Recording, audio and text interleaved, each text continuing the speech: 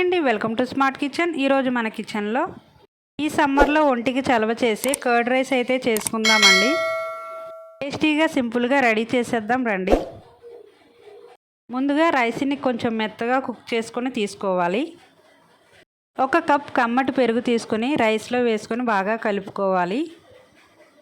Rice పెరుగు బాగా కలిసిన తర్వాత 1 స్పూన్ సాల్ట్ వేసుకొని కలుపుకోవాలి. 1 కప్ క్యారెట్ తురుము వేసుకోవాలి. క్యారెట్ తురుము వేసిన తర్వాత అంతా కలిసేటట్టు ఒకసారి బాగా కలుపుకోవాలి. ఈ కర్డ్ రైస్లోకి పోపు వేసుకోవాలి. ముందుగా స్టవ్ వెలిగించి ప్యాన్ పెట్టుకోవాలి. ఆయిల్ వేసుకోవాలి. ఆయిల్ హీట్ అయిన తర్వాత 1 స్పూన్ ఆవాలు వేసుకోవాలి. ఈ కర్డ్ రైస్లోకి పోపులు ఎక్కువ అవసరం లేదండి. ఆవాలు, ఎండుమిర్చి, కరివేపాకు వేస్తే సరిపోతుంది.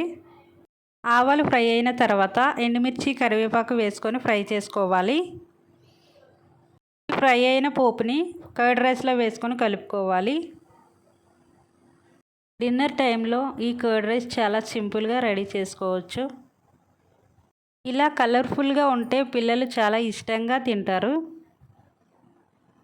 చివరిగా కట్ చేసిన కాజు ఫ్రై చేసుకుని కర్డ్ రైస్లో వేసుకొని కలుపుకోవాలి.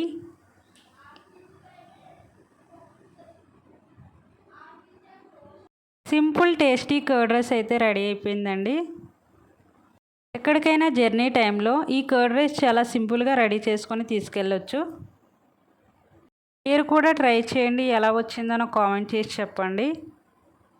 నచ్చితే లైక్ చేయండి, షేర్ చేయండి, సబ్స్క్రైబ్ చేసుకోండి. నా ఛానల్ని అయితే సపోర్ట్ చేయండి.